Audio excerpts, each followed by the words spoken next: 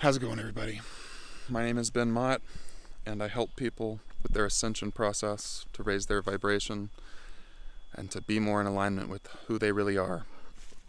And today, I'm going to talk about what to do when you found yourself lost ground, when you found that you had progress, and you no longer have the same level of insight and vibration and beingness. You're not in touch with the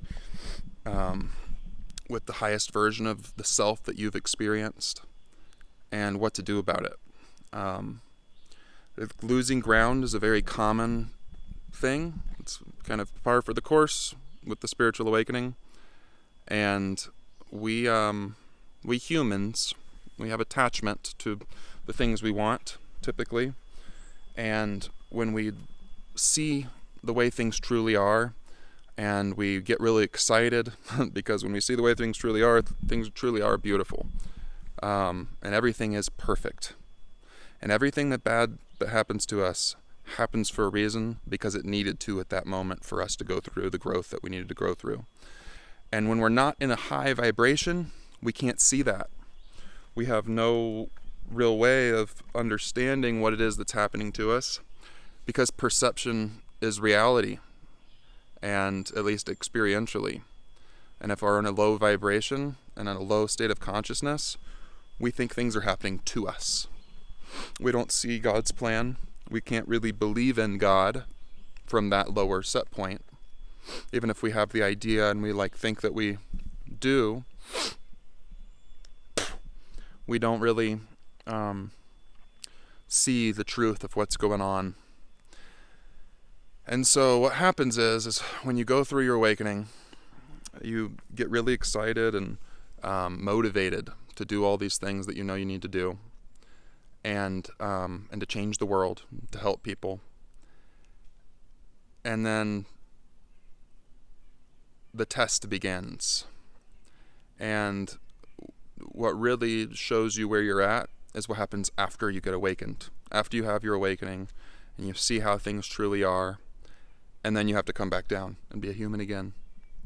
And you get to see in that experience how accurate you were about who you were, who you thought you were, how much ego was left, how much self-control there is. And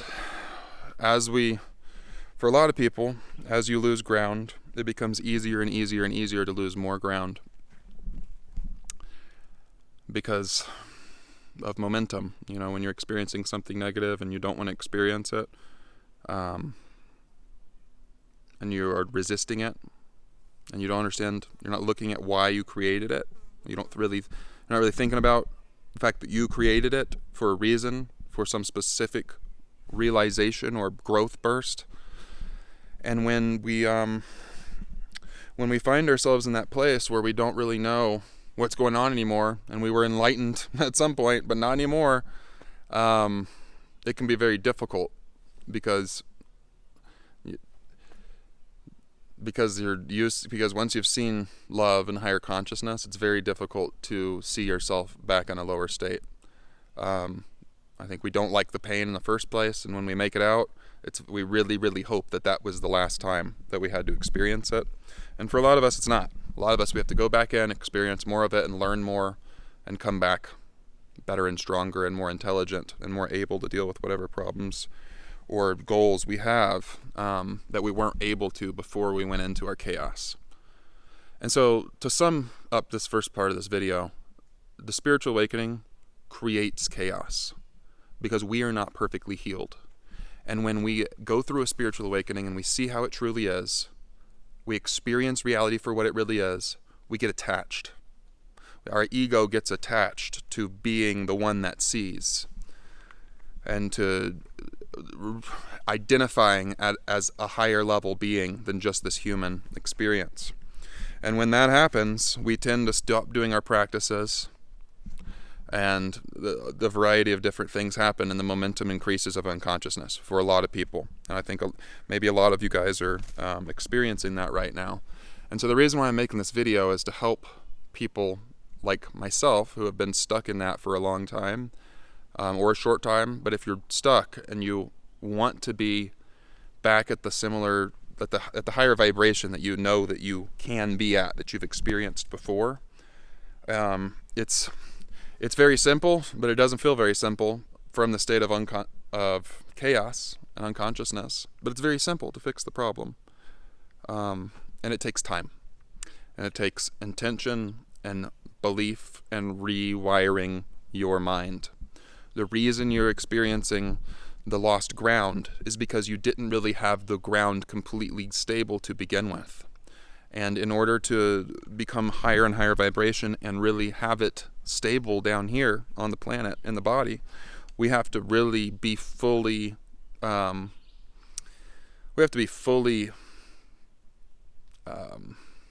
developed in high vibrations. And if we've only got the high vibrations as a mental construct and our actions aren't really backing up that high vibration, if we can feel that we've experienced a really high vibration but our actions don't back it up, and our experience doesn't back it up, and there's not constant synchronicity, and life isn't, if you're not seeing the dark stuff that happens as beautiful, then you're quickly falling into a trap. And so the key is, when you've realized you've lost ground and you want to stabilize back to a higher frequency and figure out what happened and why did it happen, why did you set this up for yourself, what you can do is you can decide to start doing the things and the practices and the following the rules that you followed in the first place that got you to that high vibration. Because chances are, if you're no longer at a high vibration you once were, there was something that you did that led you to experience that high vibration before. And because you got very comfortable and you thought you had attained it, and we're all human, we have attachment, we have our egotistical stuff, and until we get fully healed, it's going to come back up. Because it came back up, you get this opportunity to stabilize at even a deeper level. Because if you can meditate after losing ground, and you can find your way back, you're not just finding your way back to the same high point as before, you're finding your way back to a higher place, to a more stable place. You're making use of these higher vibrations down here. It's not very useful to go see a bunch of mystical stuff and not share any of it, and not integrate it, and not act different dramatically and like better for the better after you've gone through an awakening. And the awakening should just spur more awakening.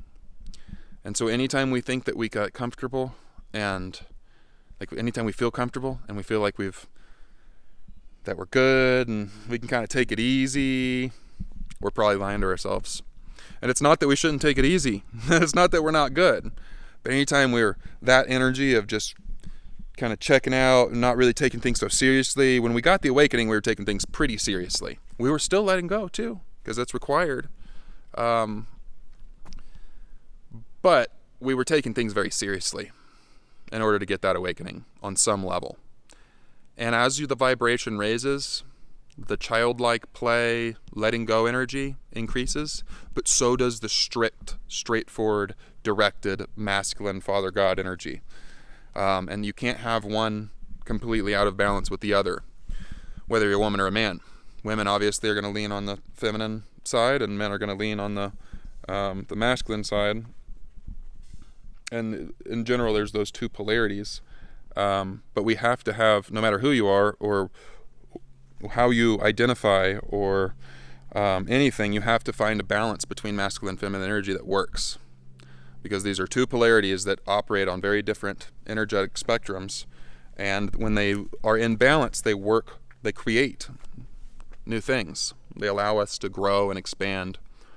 But when they're not, when one of them gets overly dominant, like for example, if a man only works, and he's a workaholic, and he doesn't take care of his family, he doesn't see his family or hold space for his family, that he's doing a very masculine thing, but he is missing a feminine aspect of caring and loving and open energy and sensitivity, and it'll lead to chaos. And vice versa, if the woman is overly feminine and doesn't have any groundedness or stability of mind, the masculine can't really be its full self because neither can see each other.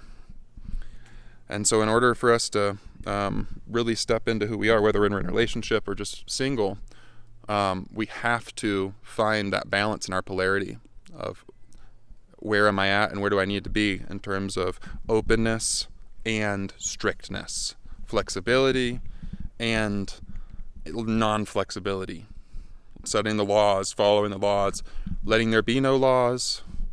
There is only law. And then we have to have a balance between these two seemingly ironic truths.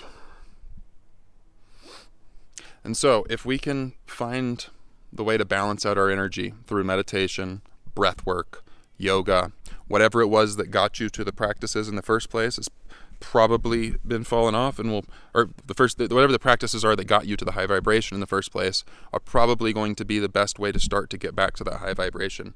And once you start to connect with yourself and you trust the process and you make progress, which you don't get to control because you've lost ground, you don't know what's going on anymore, and you have to just let go again and go back with the rules, let go into direct law, cosmic law, operate under cosmic law through letting go.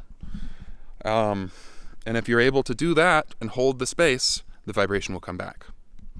It'll come back, and it'll come back stronger, clearer, and the ego will still want to be upset that it lost ground, but it doesn't really matter because you're where you're at right now, and you've got the rest of your life to live, and so you got to decide whether or not you want to ruminate and focus on things that can't be changed in the past, or look at the past, try to understand it, and move forward towards the goal that you want to achieve, that your soul is seeking.